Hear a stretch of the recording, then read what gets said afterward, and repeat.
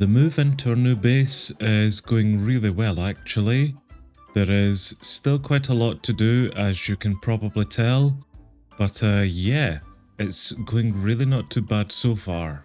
As you can probably tell, I decided against going for the quartz bricks as these last layers of the dome here, and instead just went for normal glass of course, with the quartz bricks then being the floor for this place.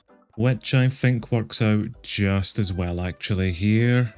Yeah, I'm really happy with how this is looking so far. The middle part here is just some spare hopper botany pots for us, which are growing some different plants. I don't have a good place for them yet, so they're just kind of staying here in the middle until we do find a place. But yes, that is pretty much what I've been getting up to here in the offline. Let's see what our idiots have been getting up to. Anderson, our first level 4 builder, has finished off the house upgrades that he was doing, and I think he's back here upgrading the library to level 3 for us. We have a few items here on the list which he still is going to require in, which I think the colony should be able to make the vast majority of things here. Or maybe not. There's a few stained glass panes on the list alongside redstone lamps that we're going to need to go teach. That's no problem at all actually, let's quickly go do that. It was blue, yellow and black stained glass I think. Where is black? There it's there. So that is all of them, hopefully then off the list. Which it is, apart from the main stained glass blocks of them. I see an oak pressure plate alongside a redstone lamp here on the list, which are both mechanic based recipes. Let's head over here and teach them. Which that is now both of those recipes taught and should be off the list. Scaffolding requires bamboo to the Fletcher. That's no issue.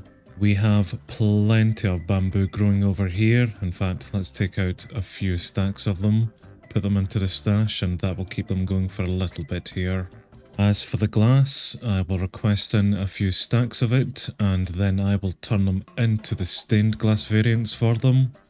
And that should be everything that our idiots need for the moment. Well, nearly everything that they're going to require for the moment. I hate dead bushes. The dead bushes are for Marine and her level 2 upgrade to the tavern, I believe. But they are always such a pain in the arse to get, and I don't think we can even grow them within a botany pot either. We will head out in the morning to go get some dead bushes then, just to allow her to finish off that upgrade there, but yep, very low priority for me at the moment. We have Henry upgrading another residence to level 3 for us, which is fine. We have Valerie pretty much doing the same thing. Aiden is upgrading our mechanics hut to level 2 for us. I might need to teach the redstone repeater recipe here, maybe redstone torch as well. The rest of it though is fairly simple. And finally then we have Foster also just working on another house upgrade, this one to level 3 as well. And that's the redstone repeater, stone button and redstone torch on the list actually. Let's quickly go teach that to the mechanic as well. Then let's go get some dead bushes. In that short little while that we were away there, I see that Aiden has made some progress with the level 2 upgrade to the mechanic, making it slightly more inconvenient to get into it. Anyway then Dominic, let's teach you some new recipes. Oh, of which I can only teach you 2. Well, the redstone repeater it is then, alongside the redstone torch. Perfect. The stone button is simple enough, and whenever we upgrade his hut there to level 2, we will go back and teach that to him as well, seeing as he will get some more recipe slots in. And yes, unfortunately this is how I need to get into our little base here at the moment, seeing as the quarrier keeps removing my platform into it, our little bridge over to it. Completely my fault for building this near the quarry anyway, but you live with the poor choices that you make in life. I know that our best bets on finding a dead bush would be to find them within a desert, which we have located one over 3,000 blocks away. So we will set sail then to go find some deserts then. No idea why we have a cow and a boat, but also won't question it. Right, a long journey ahead of us then. Well, the trip has been largely uneventful and pretty boring for the most parts of it, but I have come across whatever biome I am at the moment and have found a dead bush within it. In fact, I see some more just in the distance. I have been collecting some of the flowers that I come across here as well, just for some easier dye recipes. So this has been a nice, handy find actually. And we are only 1 kilometer away from the desert anyway, so we'll still head over to it to find some more, but this has definitely been a nice little find. This biome is a firecracker shrubland, apparently, but it is definitely yielding us a lot of dead bushes, which is fantastic. If I could take an entire stack home with me, hopefully I will not need to come back out for any more dead bushes anytime soon. But we are arriving at the desert just as it becomes nighttime here. Let's grab a few more goodies, a few more dead bushes, then make our way back. Although I am on the lookout for a particular plant out here called a prickly cactus, which should hopefully allow me to just simply turn it into green dye without having to smelt it down. So hopefully we will come across such a plant out here, but if nothing else, we are definitely dead bush galore. Yep. Definitely. I've travelled out just a little bit further to a Mojave desert, which I did see that there was some prickly... Oh, these are golden spine cactus. I think they work out pretty much the same. Yep, perfect. Well, we'll grab a few more of them, but that is then going to be green dye sorted for us. There's the prickly pear cactus that I was originally thinking about, but we now have both types here, so that is just some easy green dye overall for us. That is aloe vera. Why not? Okay, well, I think we have successfully headed out and grabbed everything that we required here. We definitely have enough dead bushes now, so we will teleport back to the colony. Wow, that is such a beautiful place there, actually. Yep, let's teleport back to the colony before I get further distracted. And it is you, Marine, who is requesting these bloody dead bushes, isn't it? Right, there's a stack of them. You get on with that construction. And it is just rather unfortunate that we cannot grow the dead bushes within the botany pots here. But at least we can grow these prickly pear cacti for our green dye, so no longer will I need to smelt them.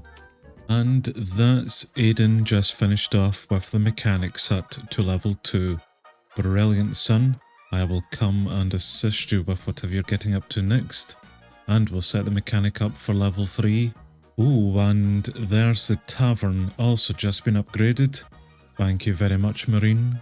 I assumed that was the front door there, but it's not. It's just a redstone demonstration. Right, cool. We can still get access to the back of the hut easy enough. I am starting to notice a few idiots just loiter around the place here. Sophia, are you not employed? I get the feeling that most of the kids have now grown up and will require a job here, of which we have plenty for them to fill a position in. We can have up to 63 citizens within the colony at the moment, and we have 7 unemployed idiots, 6 kids. Well, normally I would assign them a job here, but I don't really care what they take up, so let's just put that to automatic, see if they do pick up any jobs, and yep, clearly we had a few knights just there. So we have 0 unemployed idiots now, and we have 8 children, a further 2 because some of our citizens became guards and freed up some bedposts. In fact, there's yet another kid for us. Did all of those idiots become guards for us, or did any of them move into these new agricultural builds that we have? Not that I can see so far. Yup, no shepherd, and probably no cowhand here either, or chicken farmer's hut. That's unfortunate. Well, I suppose it means that the colony will be better defended here, but I would have much preferred them coming into one of these new type of jobs. Rabbit hutch here. Do we have the apiary up yet? Probably not, but we have enough vacancies that we need to fill anyway. At least thanks to all of the house upgrades here now, we do have a lot more room for idiots to be born into the colony, so we will get those jobs filled a lot sooner than later. And there's yet another house upgrade for us. Holy crap, thank you very much, Foster. And another one. While on the topic of housing, I think it's about time that we move our bees then over to a new place. So let's come in here and scoop a few of them up. And we will relocate these little chaps over into our new base here. Holy crap, that was a lot of combs. Although before I do settle them in, I do have a test that I need to do here. So if I put down a backpack and then get out a hopper, face it into it, then get a centrifuge on top. Then if I get another hopper on top of that and the advanced oak beehive, whoops, on top of even that, can I take an output of, say, these combs there, and I can't put it into there. Am I putting it in the wrong place? I'm wondering if it's maybe only the bees that can deposit the combs into this there. But I was wondering if it could then go down into the hopper to the centrifuge and then eventually into the backpack to make his items here. Just in a way to kind of automate our bees.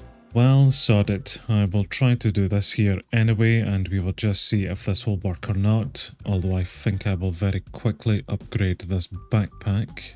We do have infinite diamonds for a reason after all, so may as well upgrade absolutely everything here.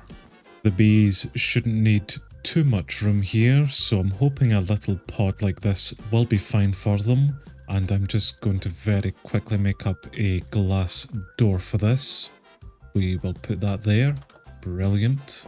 So if I remove that block there and that one there and there, then put down some obsidian and put my door back on top of it.